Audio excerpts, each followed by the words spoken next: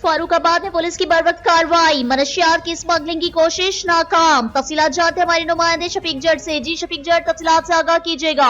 जी बिल्कुल, साबका रिकॉर्ड याफ्ता बदनाम ज़माना मनशियात फरोश जहांगीर भट्टी मनशियात समेत गिरफ्तार। DPO बिलाल जफर शेख, SHO थाना सदर फरूखाबाद वाजिद अब्बास के ज़ेर निगरानी पुलिस ने स्पेशल टास्क पर जहांगीर भट्टी को गिरफ्तार कर लिया। मुलज़म के कब्ज़ा से 10 किलो से ज़ायद मंशियात से बड़ा थैला बरामद। DPO बिलाल जफर शेख का कहना है कि मुलज़म जहांगीर भट्टी ने मंशियात फरूखाबाद के मुख्तलिफ इलाकों में सप्लाई करना थी।